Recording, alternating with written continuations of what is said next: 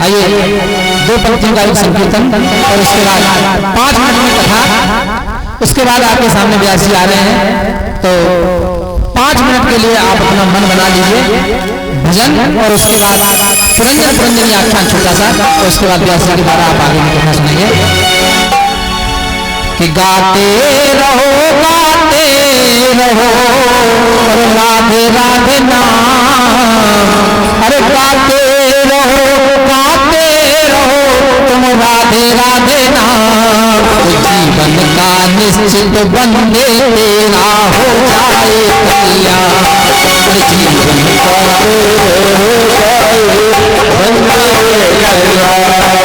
जीवन का तेरे निश्चित बंदे हो जाए कल्याण, जीवन का बंदे तेरा हो जाए कल्याण। अरे राधे राधे गाते गाते, राधे राधे गाते गाते करते रहो सब काम, जीवन का तेरे बंदे निश्चित हो जाए कल्याण, जीवन का तेरा निश्चित बंदे हो जाए कल्याण। जिस जिसने ये नाम लिया है, जिस जिसने नाम लिया है, जिस जिसने ये नाम लिया है, उसका हाथ तुमने थाम लिया है, हाथ तुमने थाम लिया है। राधे राधे गाते गाते, राधे राधे गाते गाते करते रहो सब काम, जीवन का तेरे बंदे निश्चित हो जाए कल्याण, जीवन का तेरे बंदे निश्चित हो जाए कल्याण, जीवन का तेरे निश्चित बंदे हो जाए कल्याण, तेरे निश्चित बंदे हो जाए कल्याण, जीवन का तेरे निश्चित बंदे हो जाए कल्याण, जीवन का तेरे निश्चित बंदे हो जाए कल्याण। एक बार प्रेम से बोलिए जय जय श्री राधे, आपने भी आदि दोबारा बोलिए जय जय श्री राधे, हाथ उठा दो सहारे। आइए छोटा सा प्रसंग पुरंजन पुरंजनी आख्यान। महाराज श्री नारद जी राजा प्राचीन बर्हे को एक कहानी सुनाना आरंभ की। उन्होंने कहा शांति कैसे मिलेगी, तो बताया कि देखिए शांति कैसे प्राप्त होती है। 2 मंत्र हैं, एक का नाम है अविज्ञात और दूसरे का नाम है पुरंजन। पुरंजन ने अविज्ञात से कहा कि चलो कहीं घूमने चला जाए। अविज्ञात ने कह दिया आप जाइए, आप जहां चाहे वहां घूमो, लेकिन हमें मत भूलो। कहा ठीक है। आदेश लेकर चले, 1 शहर 2 शहर 10 20 50 100 1000 10,000 शहर घूमे महाराज। और घूमते घूमते उन्हें कहीं अच्छा नहीं लगा, तो अंत में वो जिस शहर में गए, उन्हें जो शहर भाया उस शहर को कहते हैं 9 दरवाजे का शहर, और उसमें राजा पुरंजन प्रवेश कर गए। और जैसे ही वहां पहुंचे तो वहां उनकी मुलाकात एक स्त्री से हो गई। उसने पूछा कि आप कौन हैं देवी जी? उन्होंने कहा बाप मेहताई का हमें पता नहीं है, इस शहर में चलती हमारी इतनी है कि जो काम होता है वो हमारे कहने से होता है। कोई जाएगा तो हमें पूछेगा, आएगा तो हमें पूछेगा, हम जो कहते हैं वो होता है। तो उन्होंने कहा ठीक है, लेकिन हमारी शादी नहीं हुई है। स्त्री ने कहा।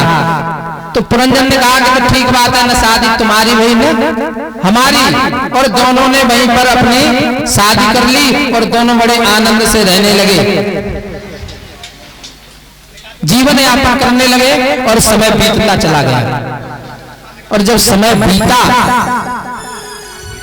अब पुरंजन के साथ पुरंजनी इतनी खुश कि उससे दुना पुरंजन खुश।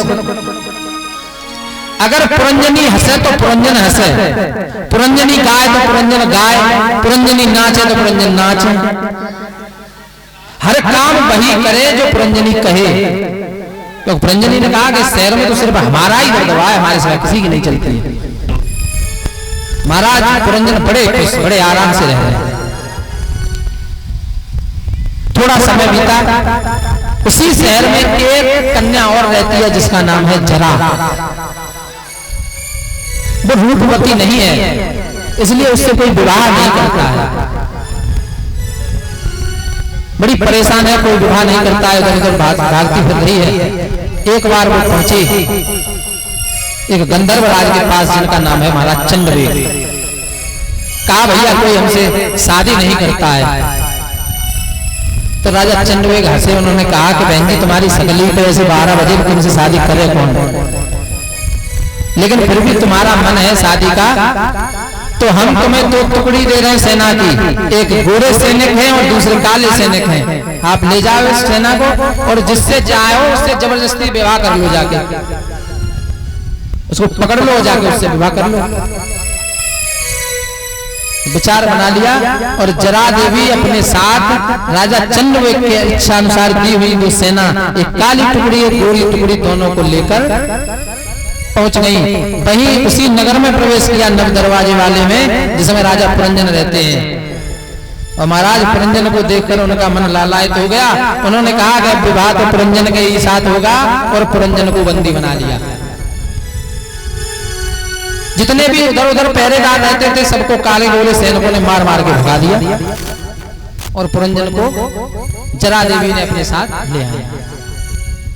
और जब ले आई तो पुरंजन बड़े परेशान। पुरंजन ने कहा कि मेरी पुरंजनी मेरे सिवा खाना नहीं खाएगी, मेरे बिन जिएगी नहीं, मर जाएगी, क्या करेगी जी के, तुम मुझे छोड़ दो, मैं अपनी पुरंजनी के पास जाना चाहता हूं।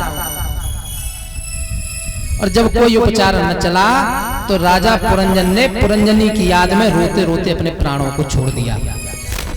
और शास्त्र कहता है अंतमति सोगति, स्त्री के लिए नेह लगाने के कारण उनकी मृत्यु हुई, तो राजा पुरंजन दूसरे जन्म में स्त्री बन गई। अब उन्हीं राजा पुरंजन का विवाह हुआ, स्त्री रूप में है, जिसके साथ विवाह हुआ, 2-4 बच्चे हुए, और उनका पति एक दिन मर गया। तो राजा पुरंजन अपने पति को चिता पर रखे और उसी के साथ जो स्त्री रूप में सती होना चाहते हैं। उधर महाराज अभिज्ञात को याद आया कि हमारा मित्र पुरंजन घूमने गया था, अभी लौटा नहीं। उन्होंने विचार किया और वो अपने मित्र को ढूंढने चल दिए।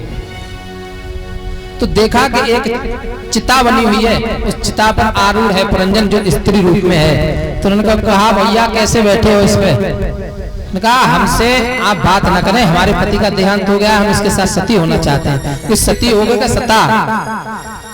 अरे जब हमने तुमसे पहले कहा था कि तुम हमारे मित्र हो तो घूम फिर के हमारे पास वापस लौट आना, तो तुम आज तक लौटे नहीं। उन्होंने कहा हम तुम्हारे मित्र कैसे हो सकते हैं, मैं तो एक पतिव्रता नारी, सिर्फ एक पति, आप कह रहे हो कि हम तुम्हारे मित्र हैं, मित्र कैसे हो गए भैया?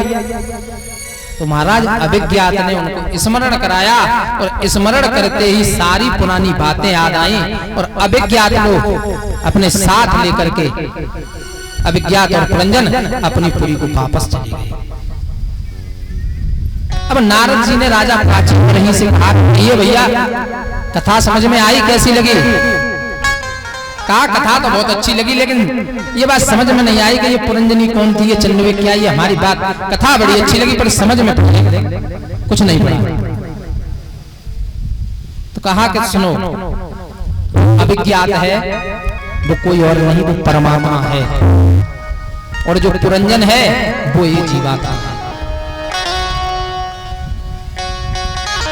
जब व्यक्ति जन्म लेता है, जब आत्मा परमात्मा से छूट कर आती है तो वहां वादा करके आती है, प्रभु हम जा रहे हैं, तेरे नाम का स्मरण करेंगे और वापस तेरे पास चले आएंगे। लेकिन क्या वापस जाता है? जन्म लेने के बाद इस 9 दरवाजे के इस महल में प्रवेश करता है, जैसे कि 9 दरवाजे आप अपनी आंखों से देखिए। 2 दरवाजे ये हैं, 2 दरवाजे ये हैं, एक दरवाजा ये है, और 2 दरवाजे बुता के होते हैं। इन 9 दरवाजों के इस शरीर में प्रवेश किया, और जिससे विवाह किया वो कोई और नहीं, वो है बुद्धि, जिसको कहते हैं मति।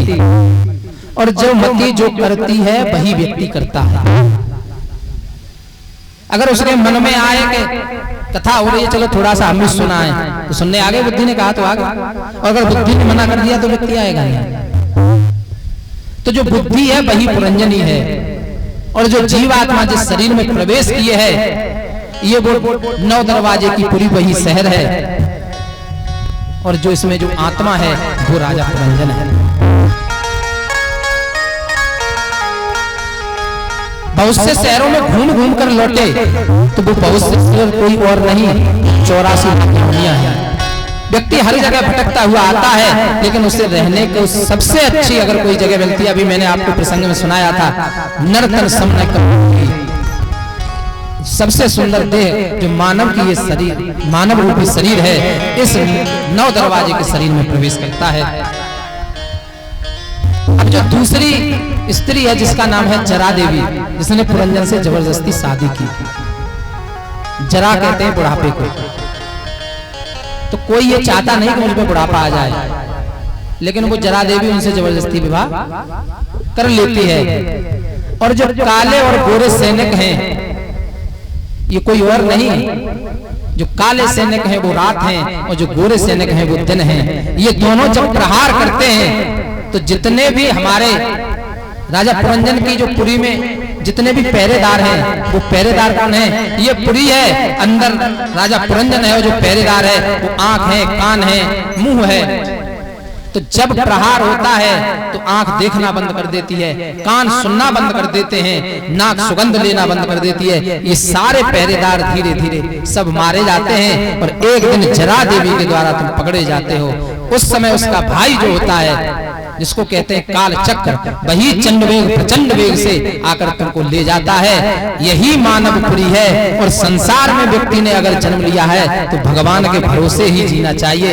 इस तरह समझाते हुए नारद ने राजा प्राचीन बरही से पुरंजन पुरंजनी का आख्यान कहा नारद जी अब तुम्हारी समझ में आई?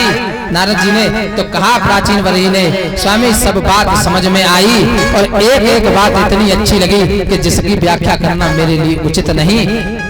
अब मैं समझ गया कि संसार में व्यक्ति का जन्म होता है, और जन्म लेने के बाद जिसने प्रभु का स्मरण नहीं किया तो उसका जीवन बेकार है।